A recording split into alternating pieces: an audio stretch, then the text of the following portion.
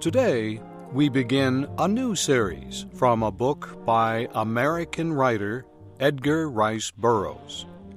The book is called A Princess of Mars. It is the first book in a series that Mr. Burroughs wrote about a man who travels to Mars during the last years of the 1800s. There, the man meets strange beings and sees strange sights. At first, he is a captive, then a warrior, and after many battles, a prince of a royal family. Shep O'Neill begins the story of A Princess of Mars.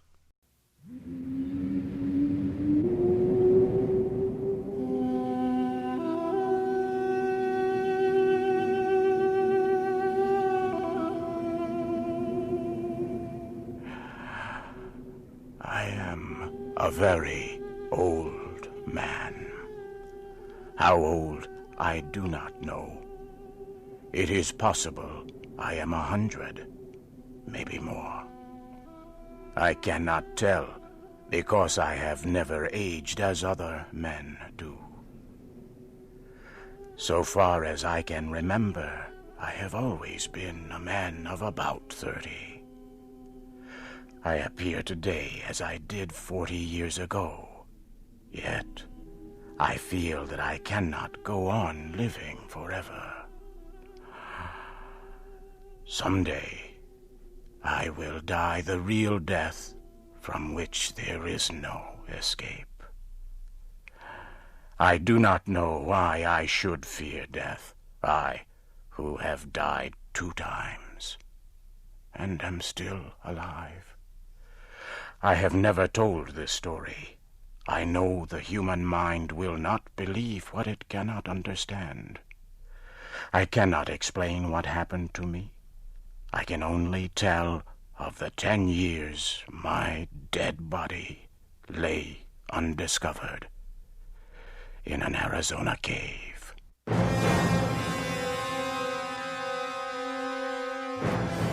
My name is John Carter.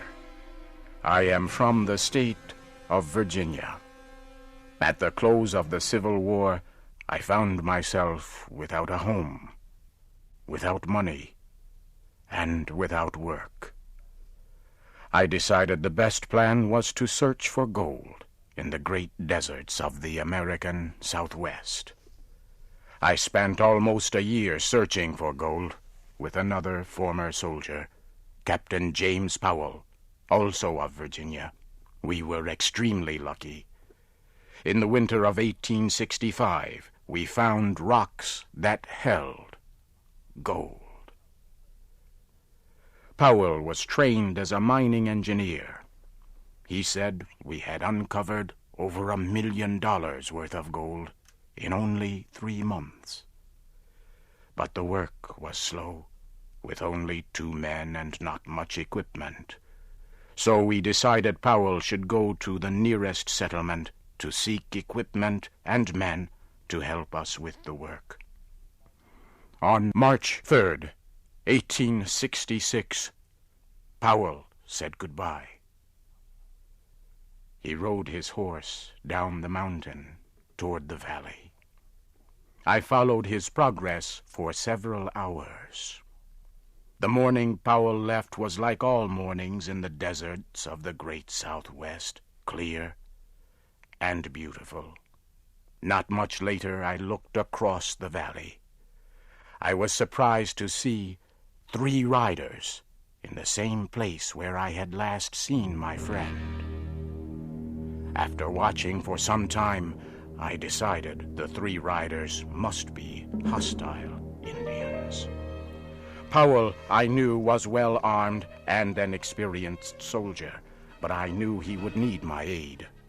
I found my weapons, placed a saddle on my horse, and started as fast as possible down the trail taken by Powell. I followed as quickly as I could until dark. About 9 o'clock, the moon became very bright. I had no difficulty following Powell's trail. I soon found the trail left by the 3 riders following Powell. I knew they were Indians. I was sure they wanted to capture Powell. Suddenly I heard shots far ahead of me. I hurried ahead as fast as I could. Soon I came to a small camp. Several hundred Apache Indians were in the center of the camp. I could see Powell on the ground. I did not even think about what to do. I just acted. I pulled out my guns and began shooting. The Apaches were surprised and fled. I forced my horse into the camp and toward Powell. I reached down and pulled him up on the horse by his belt. I urged the horse to greater speed. The Apaches, by now, realized that I was alone and quickly began to follow. We were soon in very rough country. The trail I chose began to rise sharply. It went up and up. I followed the trail for several hundred meters more until I came to the mouth of a large cave. It was almost morning now. I got off my horse and laid Powell on the ground. I tried to give him water, but it was no use. Powell was dead. I laid his body down and continued to the cave. I began to explore the cave. I was looking for a safe place to defend myself, or perhaps for a way out, but I became very sleepy. It was a pleasant feeling. My body became extremely heavy. I had trouble moving. Soon I had to lay down against the side of the cave. For some reason, I could not move my arms or legs. I lay facing the opening of the cave. I could see part of the trail that had led me here. And now I could see the Apaches. They had found me, but I could do nothing. Within a minute, one of them came into the cave.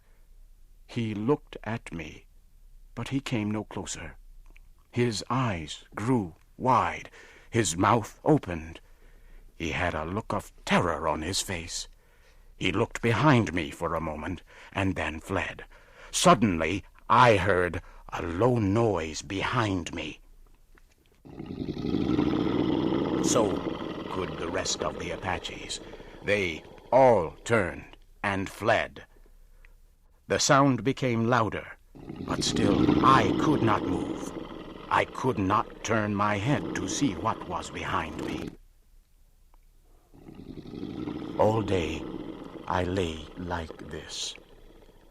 I tried again to rise, and again, but I still could not move. Then I heard a sharp sound. It was like a steel wire breaking. I quickly stood up. My back was against the cave wall. I looked down. There before me lay my body.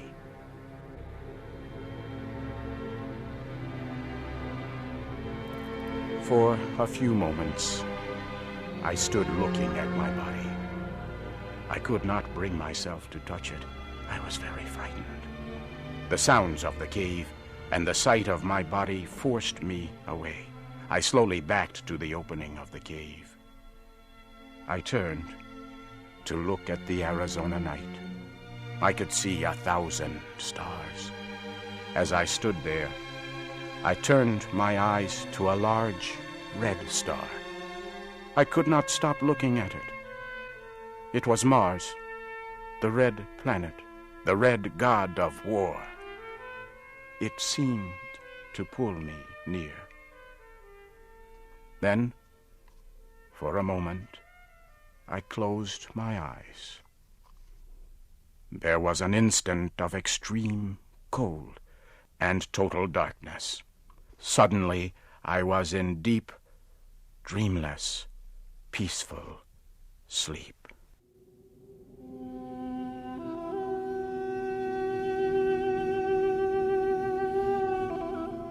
I opened my eyes upon a very strange land. I immediately knew then I was on Mars. Not once did I question this fact. My mind told me I was on Mars, as your mind tells you that you are upon Earth. You do not question the fact. Nor did I. I found myself lying on a bed of yellow-colored grass that covered the land for kilometers. The time was near the middle of the day, and the sun was shining full upon me. It was warm. I decided to do a little exploring. Springing to my feet, I received my first Martian surprise. The effort to stand carried me into the Martian air to the height of about 1 meter. I landed softly upon the ground, however, without incident. I found that I must learn to walk all over again. My muscles were used to the gravity of Earth. Mars has less gravity. My attempts to walk resulted in jumps and hops, which took me into the air. I once landed on my face. I soon learned that it took much less effort for me to move on Mars than it did on Earth. Near me was a small, low wall. Carefully, I made my way to the wall and looked over. It was filled with eggs, some already broken open. Small, green creatures were in them. They looked at me with huge red eyes. As I watched the fierce-looking creatures, I failed to hear 20 full-grown Martians coming from behind me. They had come without warning. As I turned, I saw them. One was coming at me with a huge spear, with its sharp tip pointed at my heart.